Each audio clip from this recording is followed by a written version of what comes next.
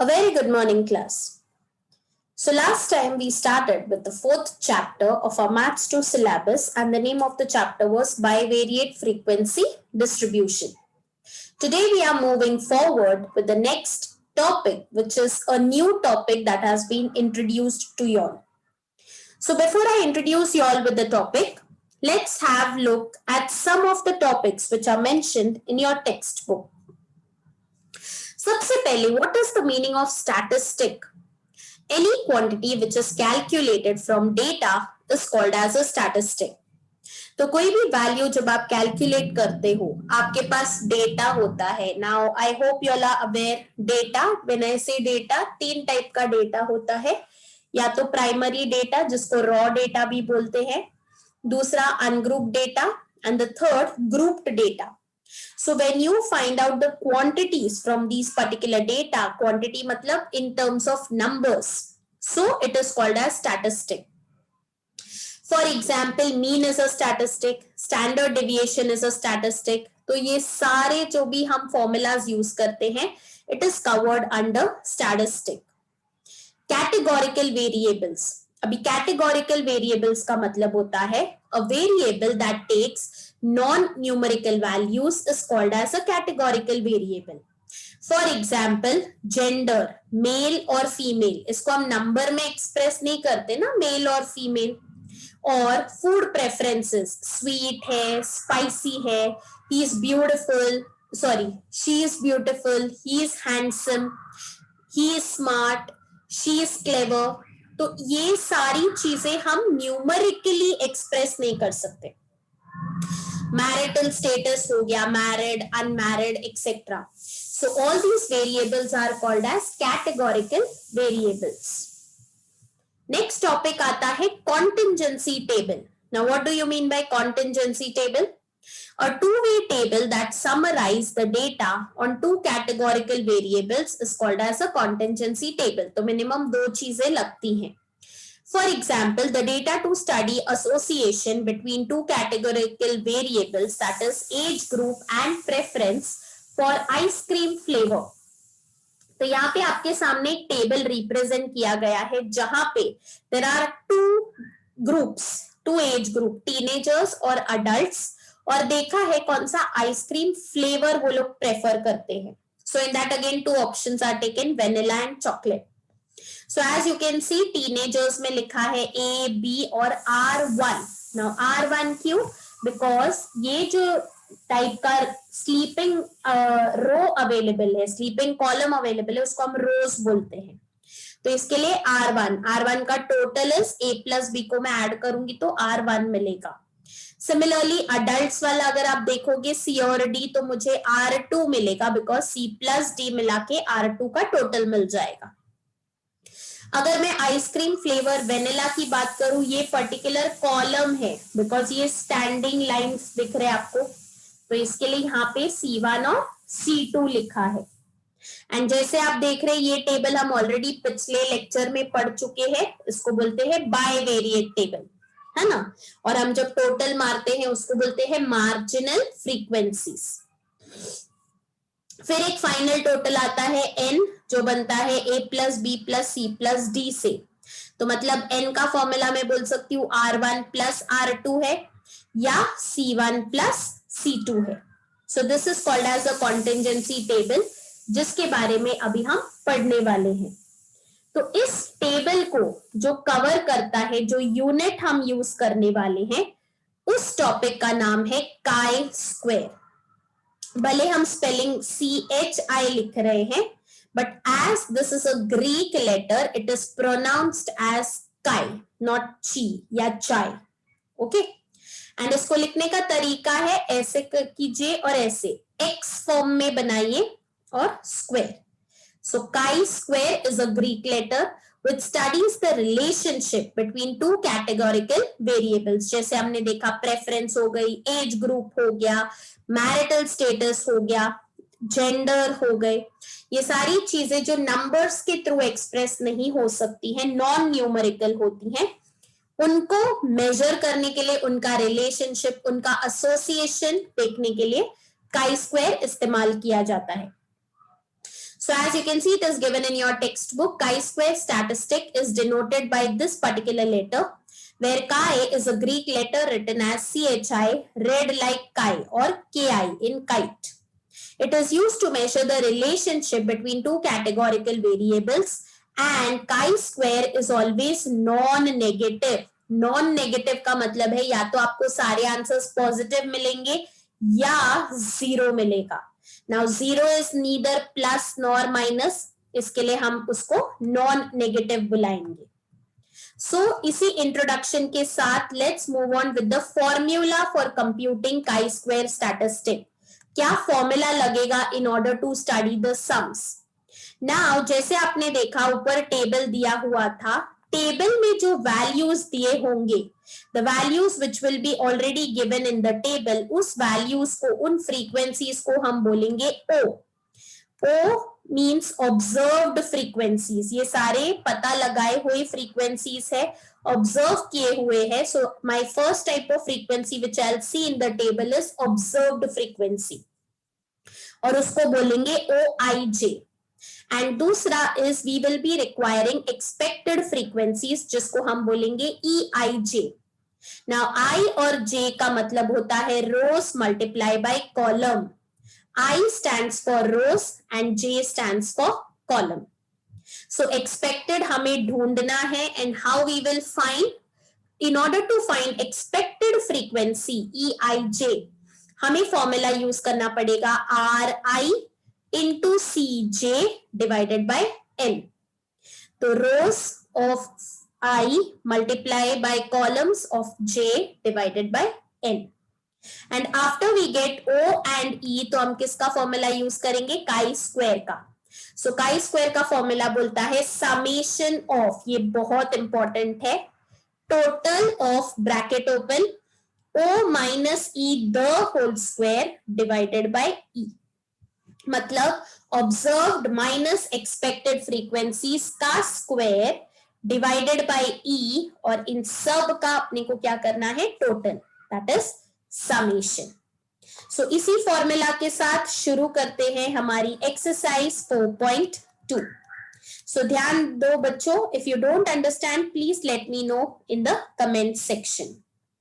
Following table shows classification of application for secretarial and for sales position according to gender. You have to calculate the value of chi-square statistic.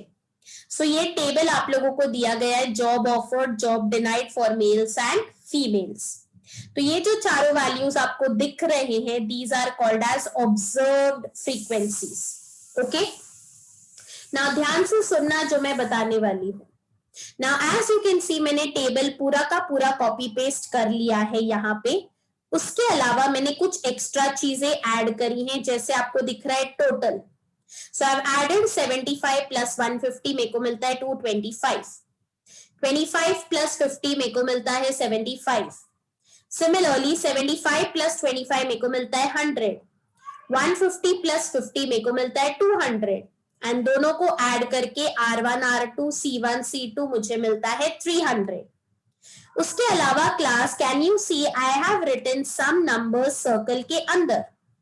अब ये numbers का मतलब क्या होता है ना, जैसे मैंने आपको बोला ये कॉन्टिंजेंसी टेबल है, मतलब ये दो चीजों से बना है, I और J, रोज और कॉलम. तो अगर मैं आपसे पूछूं 75 का पोजीशन क्या है, तो आप बोलेंगे 1 1. 1 1 का मतलब फर्स्ट रो फर्स्ट कॉलम. अगर मैं आपसे पूछूं 150 का पोजीशन क्या है, तो आप बोलेंगे फर्स्ट रो सेकंड कॉलम, इसके लिए 12. अगर मैं पूछूं 25 का पोजीशन क्या है, तो आप बोलोगे सेकंड रो फर्स्ट कॉलम, तो 21. और 50 का पोजीशन 22. तो इस तरीके से आपने उनके पोजीशंस के नाम याद रखने हैं. और वो क्यों याद रखने? बिकॉज इन्हीं से आपको क्या फाइंड आउट करना है? EIJ.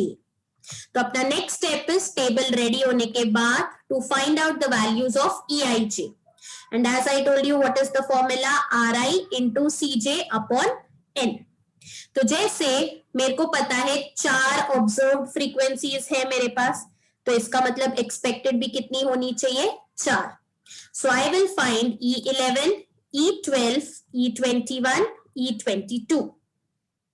अब इसका छोटा सा शॉर्टकट ट्रिक ये है, आप नंबर्स पे फोकस कीजिए, आगे वाला आर पीछे वाला सी, आगे वाला आर पीछे वाला सी, आगे वाला आर पीछे वाला सी, आगे वाला आर पीछे वाला सी। इसका मतलब E11 का फॉर्मूला क्या होगा, R1 into C1 upon N। तो E12 का फॉर्मूला क्या होगा, R1 into C2 upon N। इसलिए मैं बोल रही थी ना, आगे वाला R पीछे वाला C। E21 का होगा R2 into C1 upon N, और E22 का क्या होगा, R2 into C2 upon N। Now with the help of the table, इसीलिए दिख रहा है आपको मैंने R1 का नाम 225, 75 का नाम R2, 100 का नाम C1, 200 का नाम C2 और इनका नाम N, capital N। So after all the namings from the table, आप सारी चीजें टेबल से उठा सकते हो।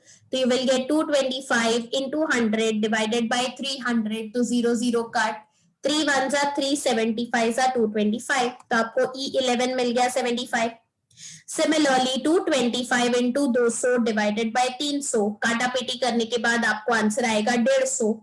इस तरीके से आपको चारों एक्सपेक्टेड फ्रीक्वेंसीज मिल गई। Now once you have found out all the frequencies, observed भी पता है, expected भी पता है, तो अपन किसका फॉर्मूला डालेंगे अभी, काई स्क्वायर का। तो काई स्क्वायर का फॉर्मूला बोलता है summation of O minus E the whole square upon E। तो इसका मतलब काई स्क्वायर, डायरेक्टली आप ये स्टेप भी कर सकते हो या डायरेक्टली यहां से भी शुरू किया तो भी चलेगा। तो पहला 11 के लिए सॉल्व करेंगे, O11 minus E11 the whole square upon E11 plus, because summation बोला था याद है ना, तो समेशन का मतलब होता है plus, O12 minus E12 the whole square upon E12, फिर से plus O21 minus E21 the whole square upon E21 plus O22 minus E22 the whole square upon E22। तो सारे वैल्यूज आपने ऊपर कैलकुलेट कर लिए हैं, तो आप सब्स्टिट्यूट कर देंगे इस प्रकार से। एंड जैसे ही आपने सब्स्टिट्यूट करी तो आपने क्या देखा, 75 माइनस 75 तो 0 देता है, 0 अपॉन एनीथिंग तो 0 होता है। Similarly 150 minus 150 is also 0, 0 upon anything is 0. 25 minus 25, 0 upon anything is 0. तो फाइनल आंसर आ गया 0। तो समझा, that is why the statement was chi square का value is always non negative. तो इसी के साथ आपका फर्स्ट सम खत्म होता है। आई होप आपको थोड़ा सा समझ में आया कैसे करते हैं, हल्का सा ट्रिक समझ में आई क्या करना है। नो वरीज, धीरे धीरे जैसे हम आगे बढ़ते जाएंगे सम्स के साथ, आपके प्रोसीजर माइंड में क्लियर होते जाएंगे। Now moving on to the second sum, 200 teenagers were asked which takeout food do they prefer, French fries, burger, pizza, etc. और उसका टेबल दिया हुआ है। Again they have told you to calculate chi square का वैल्यू। तो हम same procedure करेंगे, first we'll prepare the table and सब जगह क्या बनाएंगे, total. So the very first thing is you will do the total, 6 plus 20 plus 24 आ गया 50, 18 plus 40 plus 92 आ गया 150। उसको आपने नाम दे दिया R1, R2। सिमिलरली तीनों कॉलम्स का टोटल कर लिया तो आपको मिला 24, 60, 116, जिसको आपने नाम दे दिया C1, C2, C3। सबसे इंपॉर्टेंट बात, आपने रोज और कॉलम्स पोजीशंस लिखने हैं। तो पहला पोजीशन हमेशा 11 से शुरू होगा, तो 11, 12, 13, नीचे 21, 22, 23। तो इसका मतलब आपको कितने एक्सपेक्टेड फ्रीक्वेंसीज ढूंढने, 6। सो वो 6 कैसे होंगे, E11, E12, E13, E21, E22 और E23। तो एक्सपेक्टेड फ्रीक्वेंसी ढूंढने के लिए what is the formula, EIJ is equal to RI into CJ upon N। तो लॉजिक याद रखना, E11 मतलब आगे वाला R पीछे वाला C, आगे वाला R पीछे वाला C। तो E11 मतलब R1 into C1 upon N। तो E12 के लिए क्या लिखोगे, R1 into C2 upon N। E13 कैसे लिखोगे, R1 into C3 upon N। Similarly, E21 R2 into C1 upon N. E22 R2 into C2 upon N. इस तरीके से you will be putting the formulas. And सारे values table में आपने खुद ही find out करके रखे हैं. तो इस तरीके से आप सब्सटीट्यूट करेंगे तो आपको वैल्यूज मिल जाएगा. जैसे मुझे मिला 6, 15, 29, 18, 45, 87. सो इस तरीके से आपको एक्सपेक्टेड मिल जाएंगे. Now once you find all the expected values, what is the next step? Putting the formula of chi-square. So chi-square is equal to summation. Summation डालना मत भूलना, नहीं तो गलत हो जाएगा. So summation O minus E the whole square upon E. तो जैसे मैंने आपको बोला था आप डायरेक्टली भी कर सकते हैं. So the very first value 11 से चालू करना है.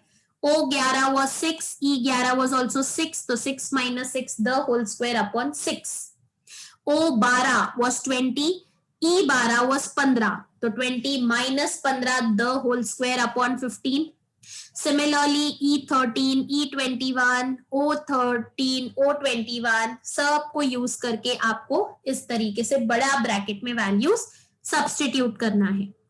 तो as you can see 6 minus 6 पहला वैल्यू तो 0 हो गया. 20 minus 15 देता है 5. 5 का स्क्वायर 25. 25 upon 15 आ गया.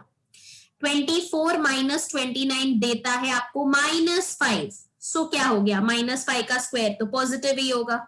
सो 25 upon 29. Similarly, 18 minus 18 again you get a big 0.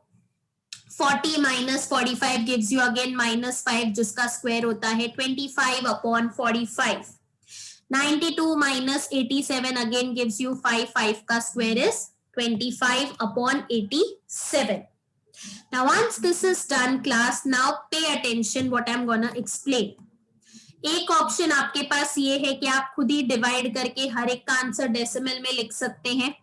25 divide by 15, 25 divide by 29, 25 divide by 45, 25 divide by 87. ये पहला ऑप्शन है. एंड डेसिमल के बाद आप 2 डिजिट तक जा सकते हैं मैक्सिमम. दूसरा ऑप्शन आप देखेंगे क्लास में सिमिलर टर्म्स को एक साथ लेकर आ रही हूं. जैसे आपने देखा 15 3 45 हो सकता है एंड 29 3 मुझे 87 दे सकता है. तो मैंने क्या किया, जिसके डिनोमिनेटर सेम हो सकते हैं उनको एक साथ लिख दिया. सो 25 upon 15 plus 25 upon 45, 25 upon 29 plus 25 upon 87.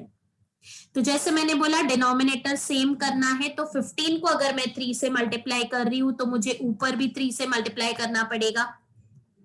Similarly अगर मैं 29 को 3 से मल्टीप्लाई कर रही हूं तो मुझे 25 को भी 3 से मल्टीप्लाई करना पड़ेगा. सो मुझे मिलता है 75 plus 25 upon 45 because denominator same हो गए अभी. और यहाँ पे मिलता है 75 plus 25 divided by 87. So 75 plus 25 होता है 100 upon 45 एंड 75 plus 25 होता है 100 upon 87. Now I can divide 100 by 45 तो I get 2.22. वर्किंग आप देख सकते हैं मैंने राइट साइड पे डिवीजन किया है. And similarly 100 divided by 87 I get 1.14.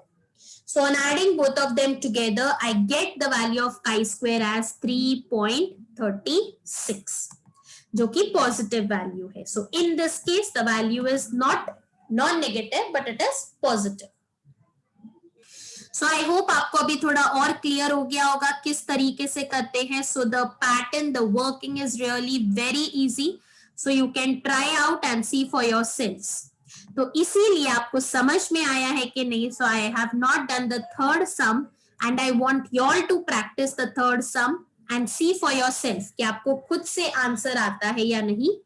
And please tell me what answer you get. Don't rely textbook के पीछे क्या दिया है because there are many printing mistakes in the textbook.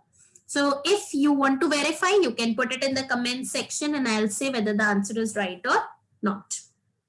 So similarly आप fourth sum भी कर सकते हैं. तो fourth sum भी मैंने आप लोगों के लिए solve करके रखा है. ईमानदारी से पहले वीडियो को आप यहाँ पे पॉज कर दीजिए and then you start with some number 3 and some number 4 and उसके बाद आप वीडियो को ऑन करके स्टेप्स चेक करके you can see how much आपका सम राइट है या नहीं। तो फोर्थ सम पूरा मैंने सॉल्व करके रखा है, सेम पैटर्न है, सेम तरीका है, आंसर के एंड तक पूरा सॉल्व करके रखा है। So I want you all to practice third and fourth question by yourselves so that at least आपको समझ में आए कि कितना आपके दिमाग में अच्छे से कॉन्सेप्ट क्लियर हुआ है। ओके, सो डायरेक्टली मैं जा रही हूं सम नंबर 5 के पास। अभी out of a sample of 120 persons in a village, 80 were administered a new drug for preventing influenza, and out of them 18 were attacked by influenza. Out of those who were not administered the new drug, 10 persons were not attacked by influenza. तो वो आपको बोल रहा है prepare a two way table showing the frequencies, जैसे आपने देखा table नहीं दिया है इस बार आपको, and compute the chi square statistic, और इसके साथ साथ they are telling you to make statistics, chi square का वैल्यू भी ढूंढो। तो सबसे पहले class it is very important to identify क्या ये 2/2 है कि 2/3 है कि 3/3 है, वो डिटेल्स पता लगाना जरूरी है। तो चलो देखते हैं क्या बोला है। Out of a sample of 120, तो क्या मैं बोल सकती हूँ 120 मेरा मेन टोटल है, n का वैल्यू है, 80 वर एडमिनिस्टर्ड अ न्यू ड्रग, तो यहाँ पे एक बीमारी की बात हो रही है, तो क्या मैं बोल सकती हूँ दो टाइप की बीमारियां हो सकती है, एक जिसको इन्फ्लुएंजा हुआ है और दूसरा जिसको इन्फ्लुएंजा नहीं हुआ है। सो एक अफेक्टेड बाय इन्फ्लुएंजा और दूसरा होगा नॉट अफेक्टेड बाय इन्फ्लुएंजा।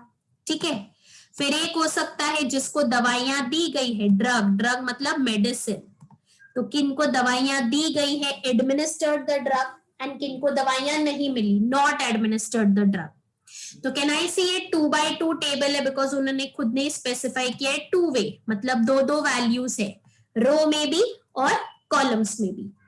तो चलो देखते हैं किस प्रकार का टेबल बनता है after identifying. So this is how the table is ready. तो जैसे मैंने बोला attacked by influenza, not attacked by influenza, total, administered the drug या given the drug and not given the drug and total। तो आपको समझ गया table का आउटलाइन कैसे आएगा। So जैसे मैंने बोला टोटल नंबर इज 120, ठीक है। So out of 120 80 were administered a new drug for preventing influenza, 80 लोगों को ड्रग दिया गया था। तो आपको दिख रहा है एडमिनिस्टर्ड ड्रग ये रहा, तो कितने जनों को ड्रग दिया गया 80, तो डायरेक्टली 80 कहां पे लिखा मैंने, टोटल में लिखा। और एक आप देख रहे हैं 120 मैंने ऑलरेडी लिख दिया है यहाँ पे, बिकॉज वो भी किसका वैल्यू है n, जो अपने को टेबल में दिया हुआ है। Out of them 18 were attacked by influenza, ये जो 80 लोग हैं इसमें से 18 लोगों को इन्फ्लुएंजा हुआ था। तो आपको दिख रहा है यहाँ पे अटैक्ड बाय इन्फ्लुएंजा, तो उसके नीचे मैंने यहां लिख दिया 18। Out of those who were not administered the drug, 10 लोगों को इन्फ्लुएंजा नहीं हुआ। So not given the drug में नॉट अटैक्ड बाय इन्फ्लुएंजा मैंने क्या लिखा 10। तो आपको दिख रहा है किस तरीके से टेबल बना, और जो वैल्यूज नहीं दिए वहां पे मैंने बक्से डाले हैं। अब मेरा अगला सवाल है, क्या आप लोग बिना ये वीडियो को आगे सुने खुद से वैल्यू ढूंढ सकते हैं? जवाब है हाँ, आराम से ढूंढ सकते हो। और कैसे, अभी पता लग जाएगा। आप ध्यान से जरा टेबल को देखो, अगर मुझे इस बक्से का वैल्यू चाहिए, और आपने अगर मेरा वीडियो स्टार्ट से ध्यान से सुना है, तो मैंने आपको बताया था ये पहला R1 है, ठीक है। और अगर आपको वेनिला और चॉकलेट वाला टेबल याद होगा, जो कि होना भी चाहिए, मान लो ये A है और ये B है, तो A प्लस B करके मुझे R का वैल्यू मिलता है, बराबर। तो क्या मैं R1 से A को माइनस करके B नहीं ढूंढ सकती? आराम से ढूंढ सकते। तो अपन क्या करेंगे, 80 में से 18 माइनस करेंगे। तो 80 में से 18 माइनस हुआ तो कितना आएगा, 10 में से 8 गया 2, 7 में से 1 गया 6, तो इधर आ गया 62। अब आपको पता है यहाँ पे भी कुछ नहीं, यहाँ पे भी कुछ नहीं, खाली 10 है, तो मैं कुछ भी नहीं ढूंढ सकती। सिमिलरली नीचे के 2 बक्से खाली है और डायरेक्टली 120 है, तो अभी मैं रो वाइज तो कुछ नहीं ढूंढ सकती। अब हम कॉलम वाइज देखते हैं। तो पहले कॉलम में भी 2 बक्से खाली है, तो आपको इस कॉलम का कोई फायदा नहीं हुआ। सेकेंड कॉलम में आपको ये वैल्यू ऑलरेडी मिल गया है, तो आप 62 और 10 को तो ऐड कर सकते हो। तो आपको 62 प्लस 10 कितना मिल जाएगा? 72। करेक्ट। अब 80 और ये वैल्यू मिसिंग है, लेकिन आपको पता है आंसर 120 आएगा। तो सिंपल सी बात है, 120 में से अगर मैं 80 माइनस करूं तो कितना मिलेगा मुझे? 40। अब आप 40 में से 10 माइनस कर सकते हो, तो आपको इधर आ जाएगा 30। और अभी आप 18 और 30 को ऐड कर सकते हो, तो आपको आ जाएगा 48। तो ये इस तरीके से आपका टेबल कंप्लीट होता है। अब जैसे ही टेबल कंप्लीट हो गया, नेक्स्ट स्टेप मैंने आपको क्या बोला? नामकरण करने का। तो इसको देने का R1, इसको देने का R2, इसको देने का C1, इसको देने का C2 और इसको दोगे N। Now once this is done, the next step is position allocate कर दो। तो 18 की पोजीशन है 11, तो 62 की होगी 12, नीचे 30 की होगी 21 और 10 की होगी 22। तो इसका मतलब आपको कितने एक्सपेक्टेड फ्रीक्वेंसीज फाइंड आउट करने हैं? You have to find expected frequency 4, 11, 12, 21, 22। तो देखिए EIJ का फॉर्मूला डालेंगे RI into CJ upon N, और आपने देखा मैंने चारों E की वैल्यूज इस तरीके से फाइंड आउट करी। Now with the help of the table you can get the values of expected frequencies, and जैसे ही आपके पास E रेडी है, O रेडी है, तो आप किसका वैल्यू ढूंढ सकते हैं? काई स्क्वायर का। सो काई स्क्वायर का फॉर्मूला है summation O minus E the whole square upon E। तो एक एक करके वैल्यू डालेंगे, ऐड करते जाएंगे, पहले O11, फिर O12, फिर O13, सॉरी फिर O21, फिर O22, उसमें से E11, E12, E21, E22 को माइनस करेंगे, फिर स्क्वायर करेंगे, फिर E से डिवाइड करेंगे। सेम पैटर्न आ गया जैसे मैंने आपको बताया था। पहला ऑप्शन है आप इंडिविजुअल डिवाइड करके आंसर ढूंढ सकते हो, या नहीं तो मुझे पता है 16 को अगर मैं 2 से मल्टीप्लाई करूं तो 32 मिलेगा, और 24 को मैं 2 से मल्टीप्लाई करूं तो 48 मिलेगा। तो मैंने लाइक फ्रैक्शंस को एक साथ लिख दिया। तो आप जैसे देख रहे हैं 16 को 2 से मल्टीप्लाई किया तो 196 को भी 2 से मल्टीप्लाई करना पड़ेगा, 24 को 2 से मल्टीप्लाई किया तो फिर से 196 को 2 से मल्टीप्लाई करना पड़ेगा। So I get 196 plus 392 upon 32 and 196 plus 392 upon 48. On adding, I get 588 upon 32 plus 588 upon 48. तो आप लोग देख रहे हैं मैंने 2 के टेबल से उसे रिड्यूस किया है मैक्सिमम नंबर तक। सो I gate 147 upon 8 plus 147 upon 12. So I divided 147 by 8 and I get 18.37, and 147 divided by 12 I get 12.25. On adding both of them together, I get the answer as 30.62. तो इसी के साथ आपकी second exercise related to chi square यहाँ पे खत्म होती है। सो अगर आपको कोई भी डाउट है, please let me know in the comment section, and I want you all to attempt question number 3 and question number 4 by yourselves. So I hope class this video was beneficial for you all. So do watch it and keep practicing and keep learning. So stay tuned. Till then, we meet in our next lecture. So thank you so much class for listening to me. I stop here for today.